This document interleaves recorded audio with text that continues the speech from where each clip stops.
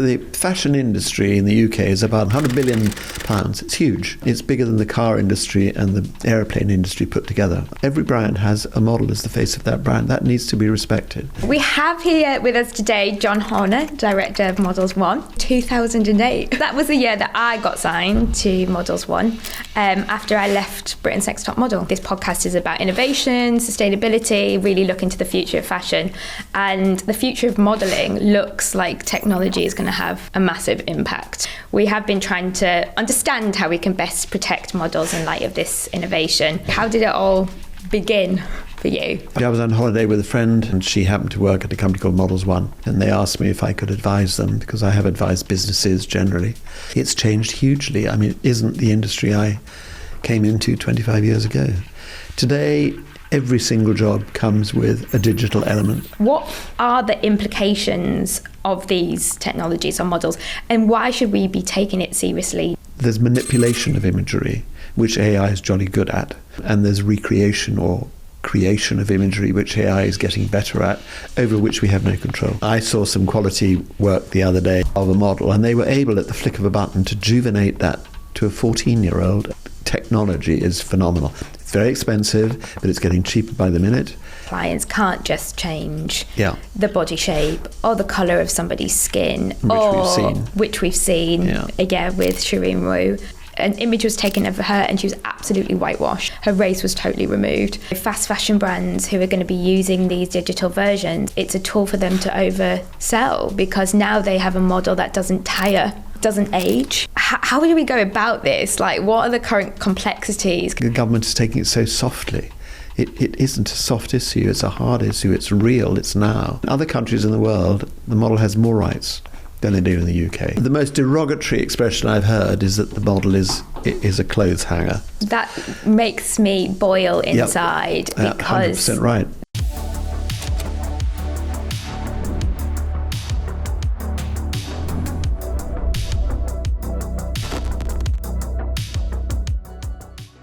We have here with us today John Horner, Director of Models One. We actually go back a very long way. We do. Back to 2008. I actually worked that out the other night. I was so shocked. Can you believe it?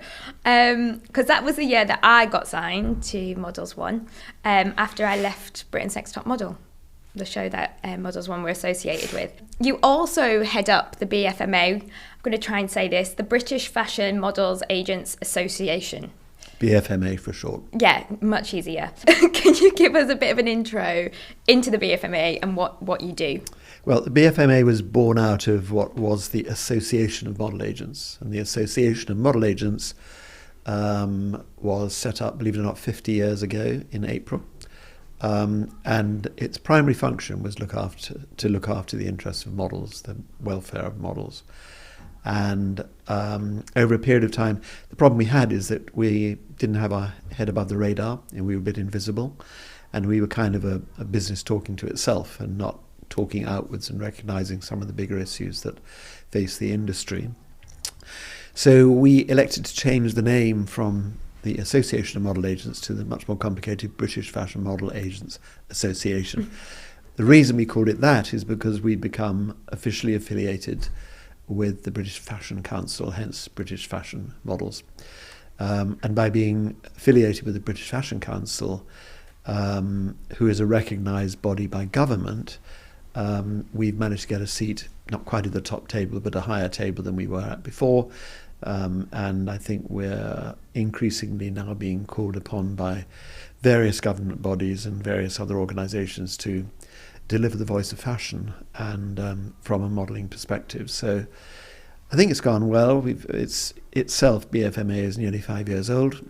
We've only got 18 members, probably 20. I'm going to Glasgow to see one tomorrow. And I hope there's one other will join. So we'll have 20.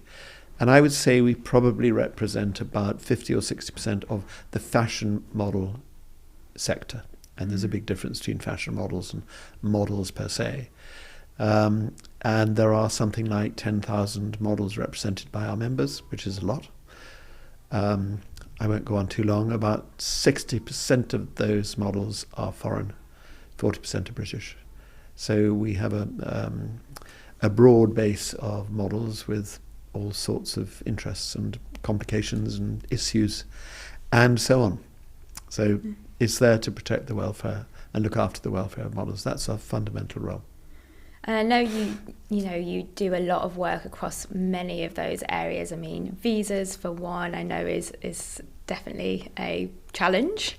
Brexit was a challenge. I don't want to bore on about Brexit. However, visas is a big challenge because starting in April, another event in April, the European community is now introducing electronic entry and exit mechanisms for your passport, so they will know exactly how often you've come in and left the country.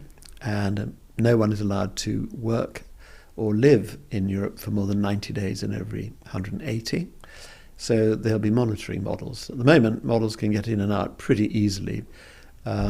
We've had some models sent back from the border, Really? or the borders, quite a few, across our members, because basically they don't understand what they have to say. So they'll arrive at the border and the border officer says, "What are you doing here?" "Well, I'm coming for a modelling job." "Are you being paid?" "Yes."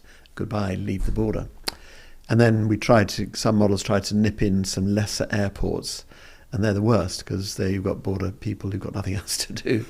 And a very tall, pretty young lady walks through the door, and of course, guess what?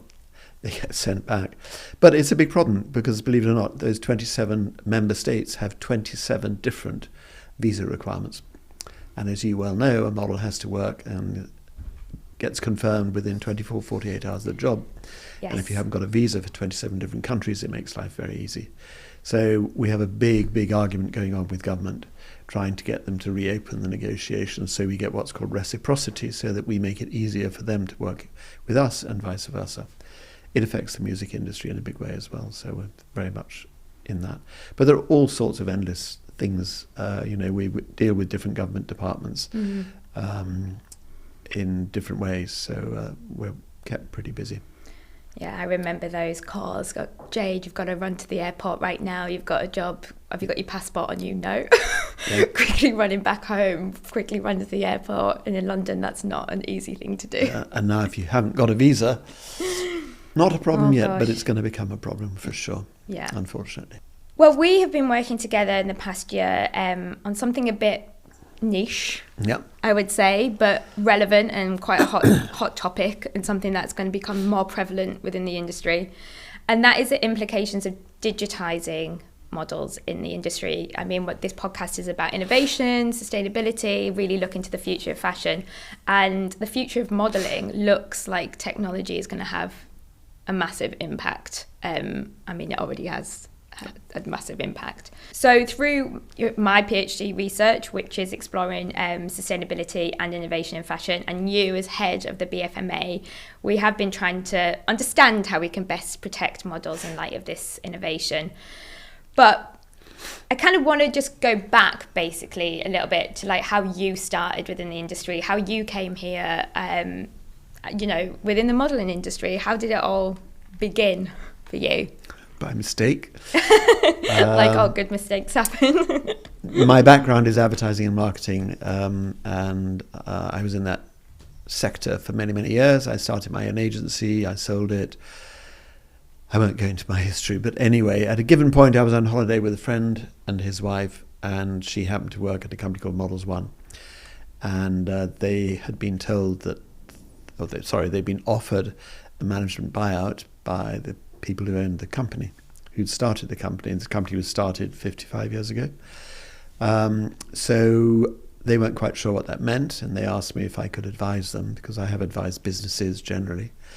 And I looked at it and I thought, this is an interesting business. So I helped raise the money, get the banking sorted and everything else, and we got investments and so on. And then eventually they said, who's going to run the business? And there were two head bookers who were doing the buyout.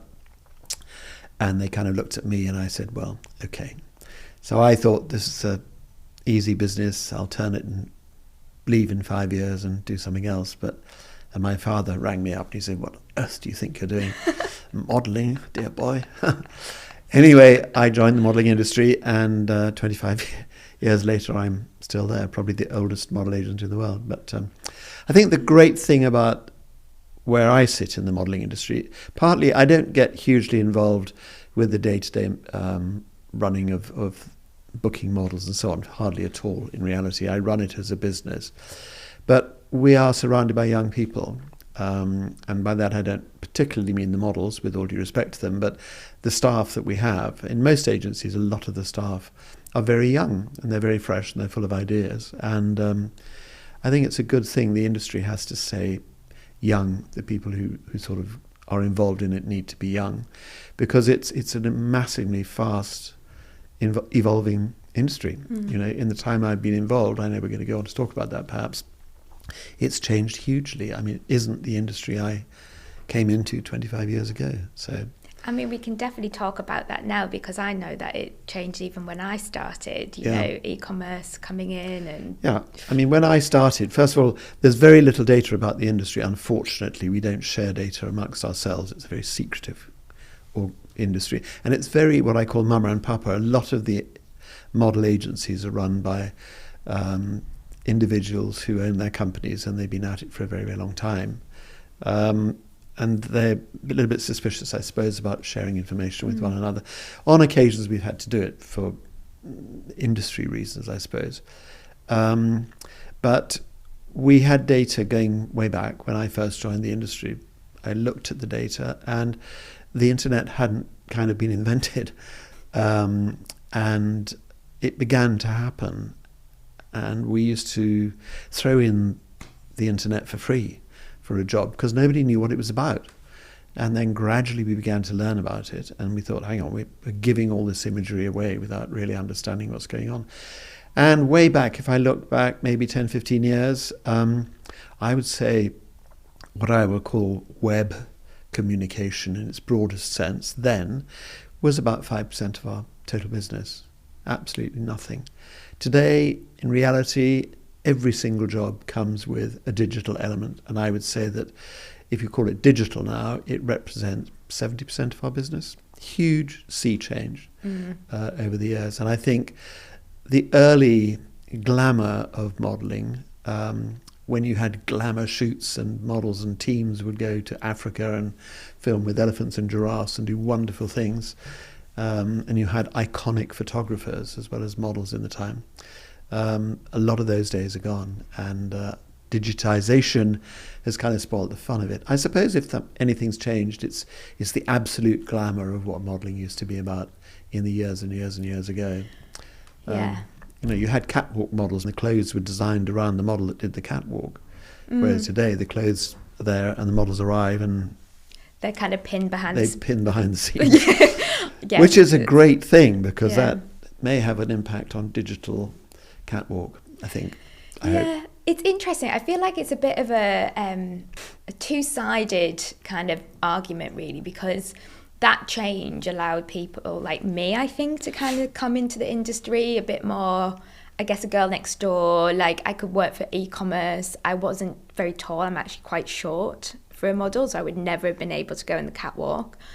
So in a way, it has done that. But then it's also, you know, I think it's quite saturated now. There's so many, and you're not sure where your image has been used. It's really hard to track. I remember going into my agency in New York and then telling me, you know, Instagram is 5% of your business. This was back when Instagram just started. You're going to have to do selfies. You're going to have to, you know, curate your page. And I was like, absolutely not. I don't want to do that. I feel so uncomfortable doing that.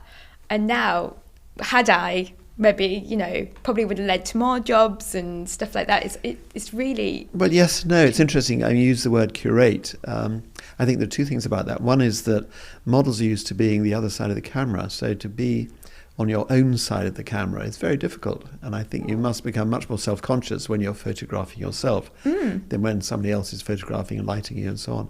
And we found that during COVID, not very many models were able to produce selfie videos, which every client seemed to want, you know, and the model doing their own hair and makeup and everything else. So it was pretty difficult, I think. I am still terrible at it. I cannot take a selfie for the life of me. I will not show them. I so trust the photographer and the makeup artist and everything, and they need to make me look good. You look good anyway. Oh, no, Thank you. But they need to make me look a lot better. And I think this is when, when we're talking about, digital models, we're actually removing a lot of that. Well, I think one of the things that talk about Catwalk, for example, is there's a huge amount of spontaneity, and it's hugely pre-planned, and every show is always late because nothing's ready. And that alone is an indication of how digitization will have difficulties. I mean, the designers haven't got their kit together till the very, very last minute. I'm never quite sure why. And there's a lot of spontaneity in the way that it all comes together at the end. Yeah. So that will disappear if it's all digitized. And I think the other thing is the flow of garments and the natural way in which fabric behaves is something I'm not convinced that digitization will absolutely deliver. But we're going to talk about that.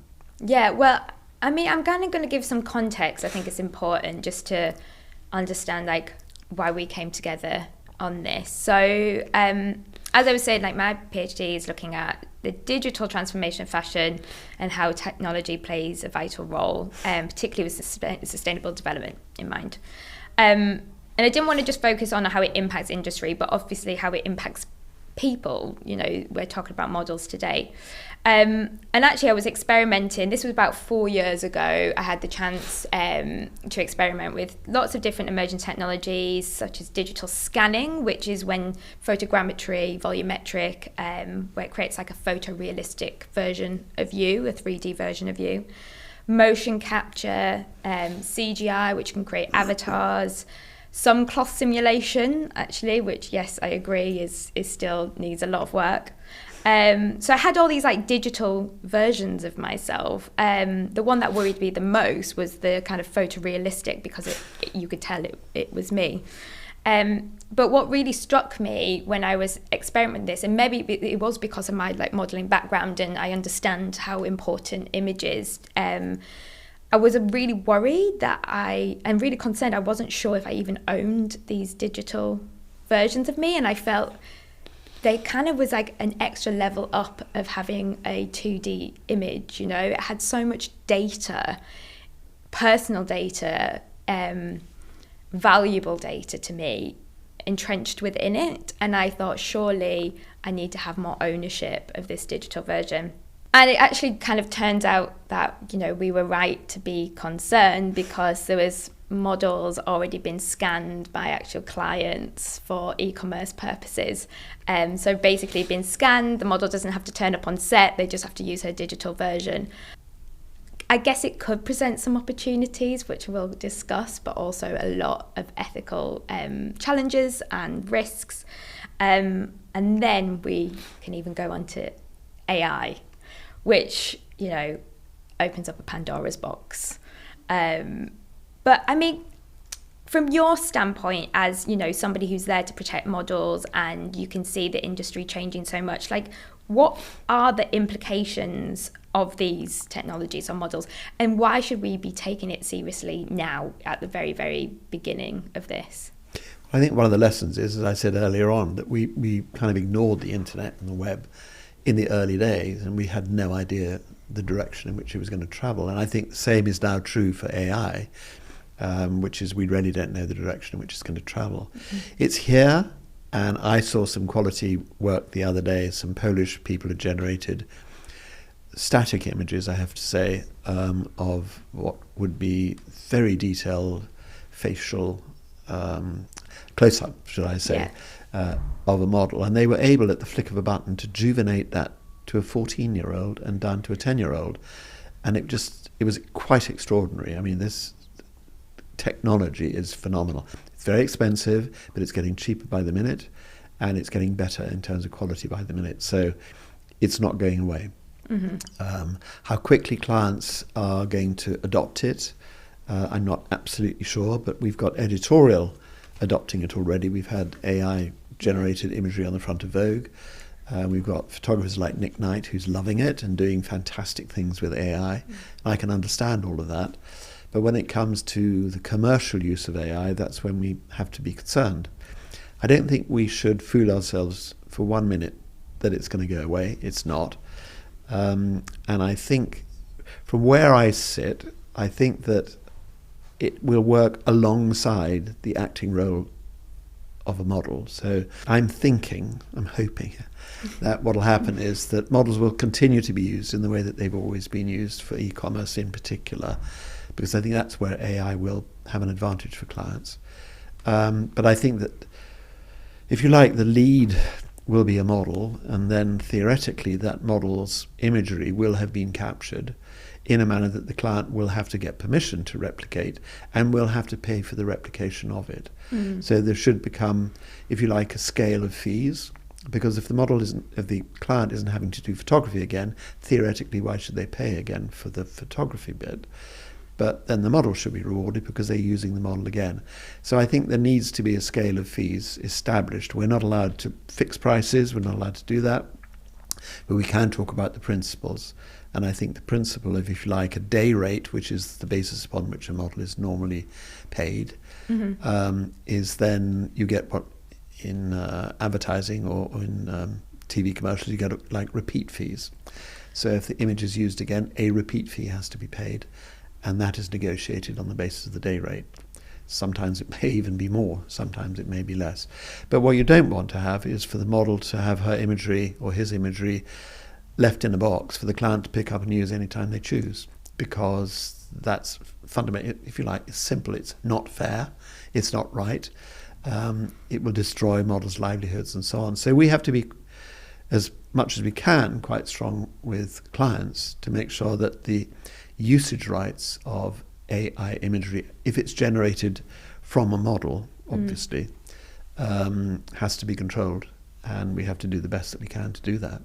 But I still think, and I do believe, that models will still be required. So I don't see the industry for live models, if you like, shrinking. I think what clients will do is they'll learn to be able to use that imagery more widely than they did before. So, for example, if you take an e-com image of a model wearing a pair of Levi's, crudely, full image, they may want to change the shape of that model a bit. You don't want that to happen as the model. You want to be protected. You don't want to suddenly have wide hips as opposed to narrow hips. That has to be protected. But what they might want to do is to simply change the colour of the jeans, or they might want to turn the image of the model into more angles or whatever than they might otherwise have done. So I think there are areas of protection and there are areas of exploitation which would be bad. So I don't think it's all bad. I think we have to learn to work with it, not try and fight it.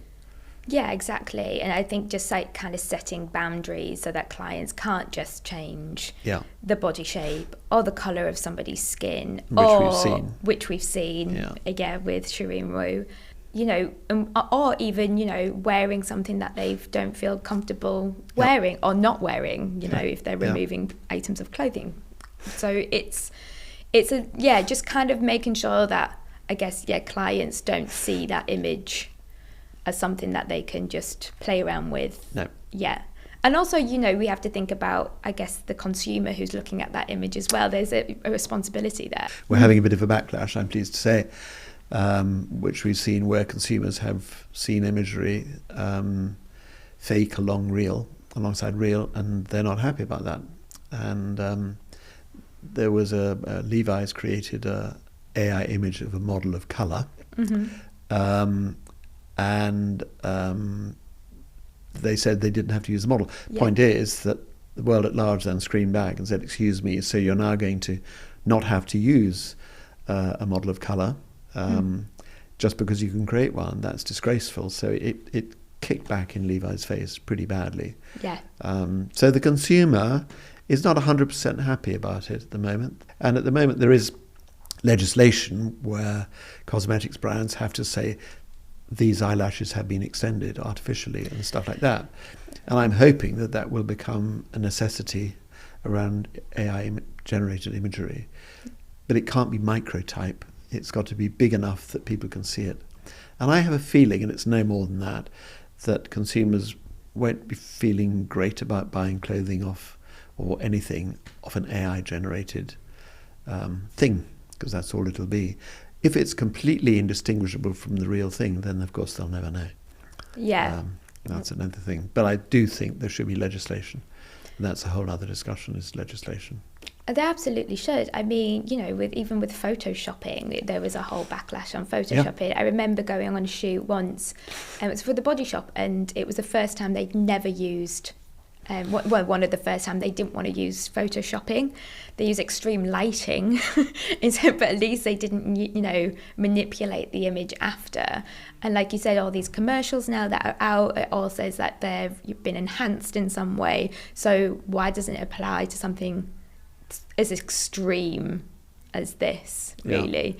Yeah. And I do remember I was going to bring up the Levi AI diversity fallacy as well, and I think definitely people fought back quite quickly, and I think that was a great thing to see, because obviously, you know, it's not just on a professional level, and we're talking about people's livelihoods.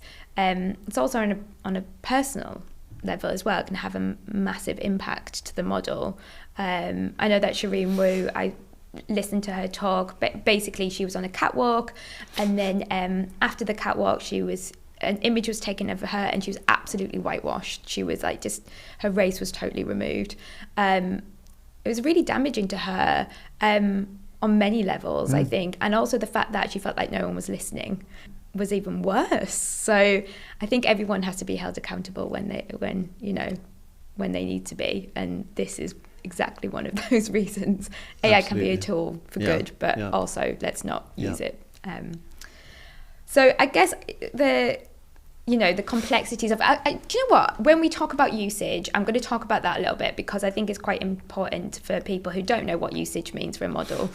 It is, you know, by contract, what the boundaries that you set in place to be like, these are the amount of time this image can be used. These are the types of images that can be used, whether it's like a campaign, an editorial. These are the territories. It can be in the UK. I mean, tell me if I'm being wrong here. I've been doing this for a long time and I'm still doubting myself. You could be a booker. Yeah, but these are the usage terms. But actually, but you know, these terms still apply, but I guess it's just more difficult to kind of track them and keep them within those usage boundaries. Yeah.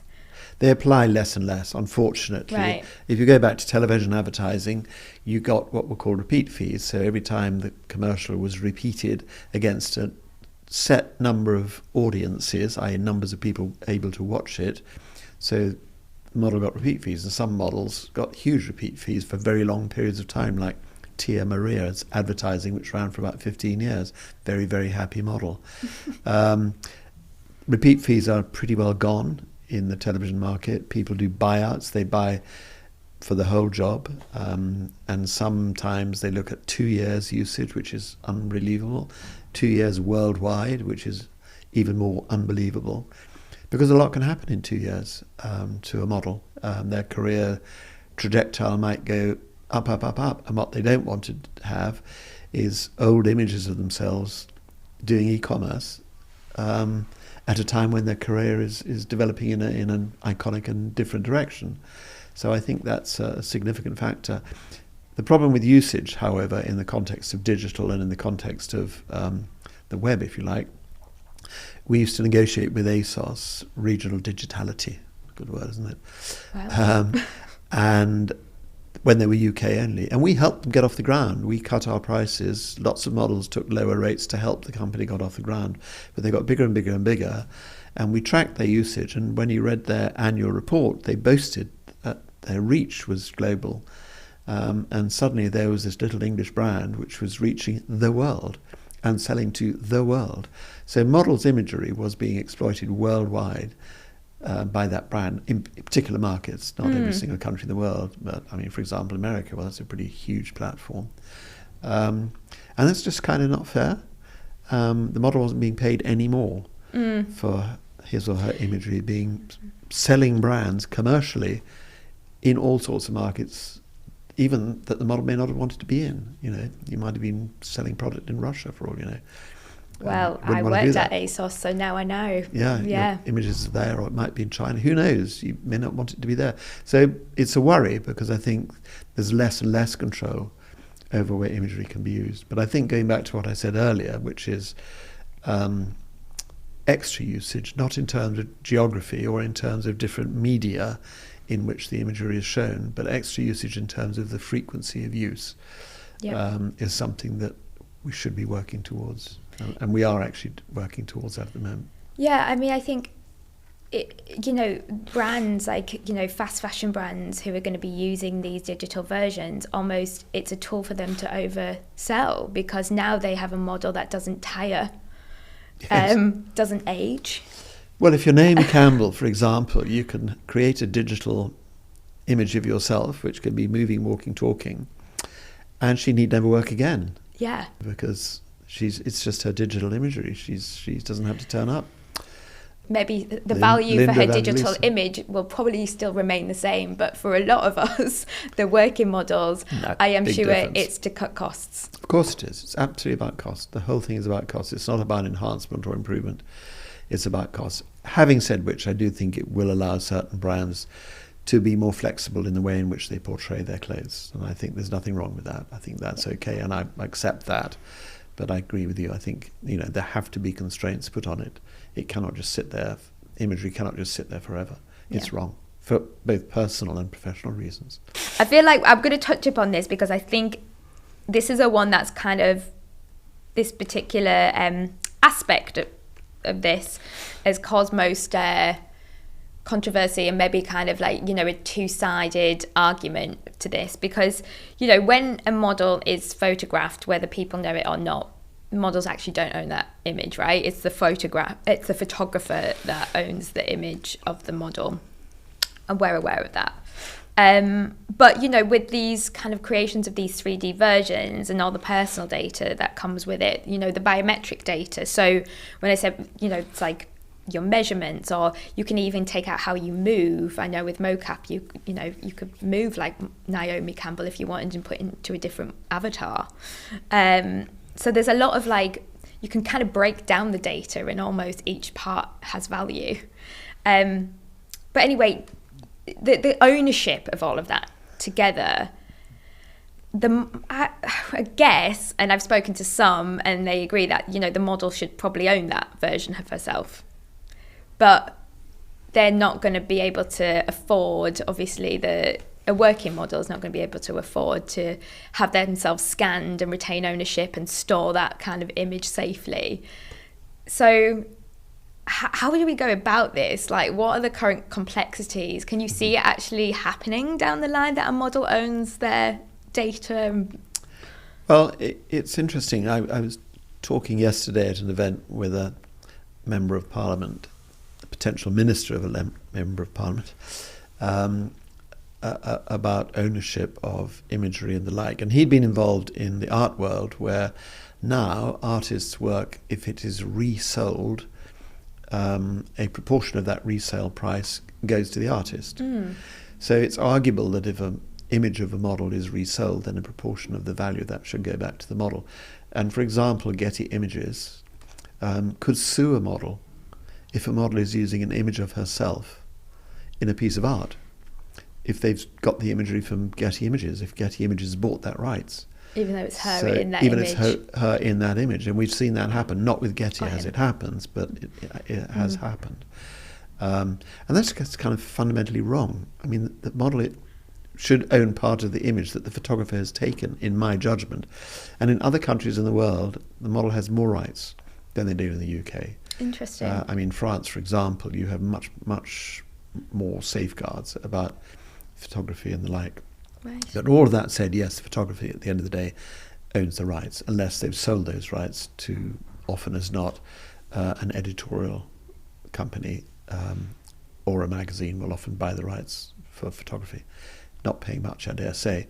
So where do we go from there? Well, the problem with AI is who owns the rights, as you said. I mean, is it the client that has generated the image, or is it the client who's paid the advertising agency to generate the image, or the client who's paid the genius behind the black box who's created the imagery? Where is it? And the truth is, nobody knows at the moment, because in theory it's the creator of the software that makes the image who would own the copyright. But it is not clear. So it's a complicated area, and it varies market by market, by which I mean geographical market by market. I mean, for example, the UK is way behind the curve compared to Europe and America. And America's on a different curve to Europe, but they're accelerating fast, looking at legislation around AI and where it can go. And I think Britain, we take what we call a soft touch, which I mean, it's pretty feeble. I think that's no touch at all, frankly. Something has to be done. We can't just leave it where it is. It's not good enough. And it's not just models, it's every aspect of people's image rights and protection, So I don't have an answer where it's going. Well, hopefully we'll keep working through it and find out down the line. But yeah. But it's annoying in a way. I mean, it's more than annoying. It's worrying that the government is taking it so softly. It isn't a soft issue. It's a hard issue. It's real. It's now. And, everybody talks about it going in the wrong direction and so on. And Rishi Sunak hosted Elon Musk talking about this, that and the other. Frightening. So they pretend to take big notice of it, but actually they're not doing much to safeguard. Well, this is it, isn't it? It's about safeguarding, it's about protecting people, and it's, the younger generations are very aware of how valuable their data is, and, been much more want to control their own data and privacy, etc. But I guess it comes down to a bigger conversation, like should we be giving all control to the consumers, or should we setting guidelines in place from the very top so that companies it's I think there should be some legislation for sure in this whole thing. But it's interesting to talk about young people controlling their own imagery. So influencers absolutely control their imagery. They curate every photograph that's taken of them, mainly through Instagram. Now they're panicking because TikTok isn't curated at all. And there will be new technology, new things coming out. No doubt there will be something coming out around AI. There might be an AI exclusive version of Instagram. I'm sure there will be something. Actually, that's a good idea. We should patent that immediately. Okay. So curation is a big thing in imagery. And as we've been saying, AI can so easily be curated. We use the words AI. I think they're kind of the wrong words, because there's manipulation of imagery, which AI is jolly good at. And there's recreation or creation of imagery, which AI is getting better at, over which we have no control. If it creates images, because it scrapes the internet, horrible word, to put all that imagery together, and if none of it's recognizable, then it's free to do what it wants. And it will. But if it tries to manipulate, it was used to manipulate existing imagery, I think that needs to be controlled. Yeah. I mean, there was an article about a model saying that AI stole my image. She recognized herself in an image, but it was just so hard to, there was no evidence. Yeah, we've talked to lawyers about it, and they say if the model is a day-to-day model as opposed to a supermodel, then does it matter apart from to the model that her image is being used elsewhere? Well, yes, it does. That makes me boil inside, because 100% right. We were talking about this before, earlier on, weren't we, before we even started the podcast, about, supermodels are less than 1%, I guess, of the whole modelling industry. It's full of working models that make a livelihood. They turn up at 9 o'clock, finish work at 5. They're doing all the e-commerce sites that people love to buy from, and, they're doing commercials on your TV. They're really working, and their whole life is immersed within this. And it's you can't say that image is less valuable than a supermodel's image. You absolutely can't. I mean, the fashion industry in the UK is about 100. How many billions and billions? I get the figure wrong. 100 billion pounds. It's huge. It's bigger than the car industry and the airplane industry put together. I learnt this yesterday, so it must be true. But for every single one of those billions of dollars that's being spent, or pounds that's being spent, a model is the face of all of those brands. Every brand has a model as the face of that brand. That needs to be respected. I say needs to be, but we have to work at getting people to understand it's a job. and models earn a living from it, like anybody else does. Models, do you think they can be created? You know, we're talking about technologies, like you said, can create anything. And people are starting to create models. You know, you've got virtual influencers, avatars. Yep. What makes a model then? We talked about it before. The most derogatory expression I've heard is that the model is a clothes hanger. I think a model is, in my judgment, more of a chameleon, in the sense that a model has to be all sorts of different things to all sorts of people. And I think it has to be able to adapt themselves to the needs of the brand. And when a model becomes the face of a brand, that needs to be respected and that needs to be properly rewarded, because the model is then overtly associated with a particular brand. So I think model as a chameleon is a much better definition. And I think that a nice definition, actually, what a model does. But at the end of the day, a model is also human. It's not a blank canvas on which you can paint anything. It's not an it, it's a person, it's a human. Mm-hmm. And I think that has to be respected. So, and we've heard, you know, models being mistreated at shoots and just referred to as model, as opposed to being used by their name, and that's just disrespectful and wrong. Models do a very important job, and I think they always will. I don't see that the modelling industry is going to decline as a result of AI. That's good to know. So we have been working together to look at the contracts that currently exist, mainly you looking at the contracts, because do not have a legal mind, to kind of bring this in and, you know, make sure that boundaries are set, the client understands what they can work within. They're not going to, you know, use it beyond the usage terms. They can't just send it to commercial third parties, because, you know, obviously it's not just the team involved, the hair and makeup and stylists. We're now talking about tech companies being involved in the conversation as well. So we need to set those boundaries, and the contract will help to do that. And we've also been looking at a statement of model rights, so they know when they're on set, if they're asked to be digitally scanned or used within any AI imagery, that they know that they have a right to say, okay, I want to be represented in this way. I want you to be transparent with where this is going to be used and how it's going to be used. We've got 10 rights within this document that can be used as a resource. So the steps have been taken.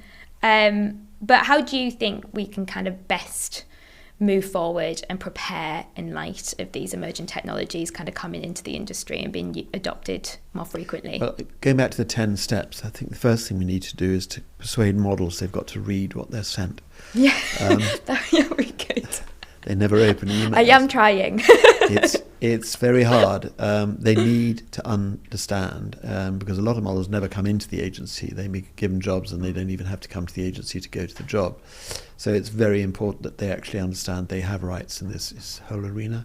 And we, as you rightly say, have incorporated new terms and conditions in our agreements with clients for doing shoots and so on. So I think in terms of moving forward, we have to work hard to try and get legislation to work on our side, and I do believe legislation is going to be important, and awareness, so that everybody understands, models obviously themselves and agencies understand.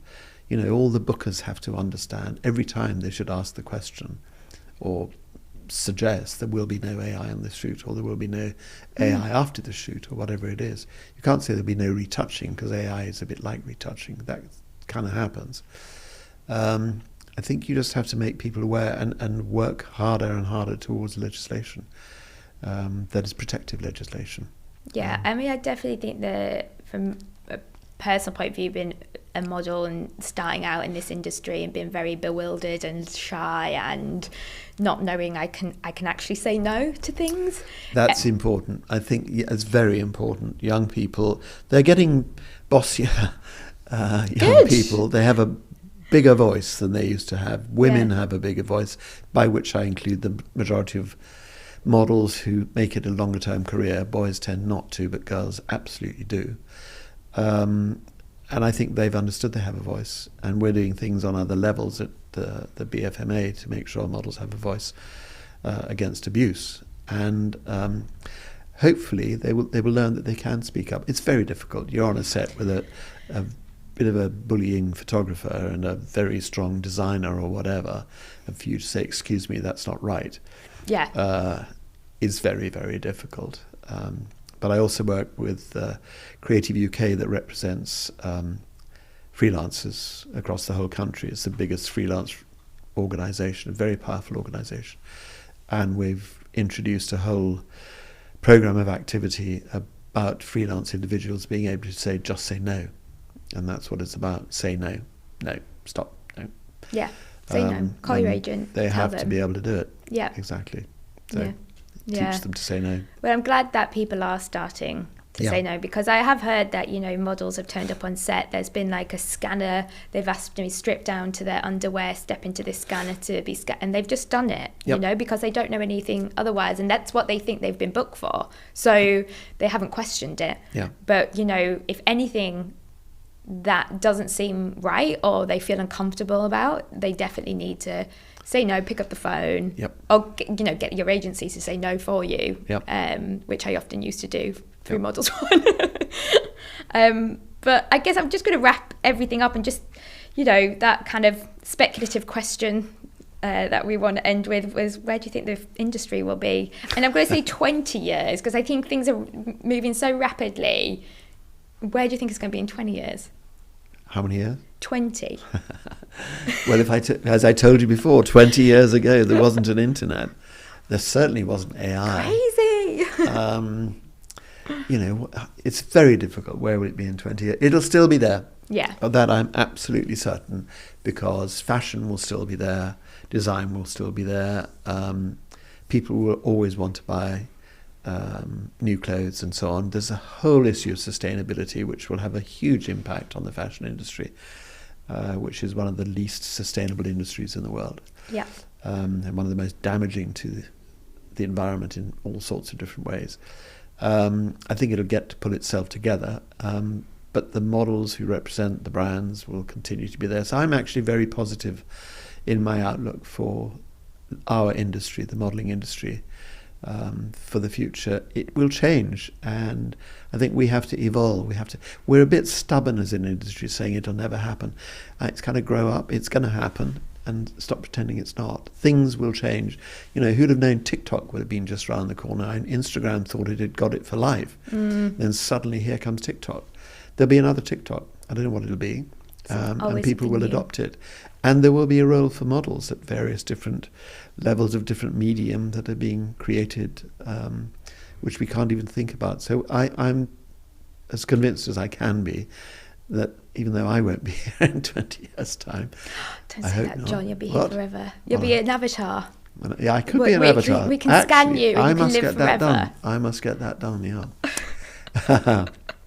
The model industry will thrive and will survive, of that I'm sure. It will have to learn to evolve and work with new technologies and not try and constantly to fight it.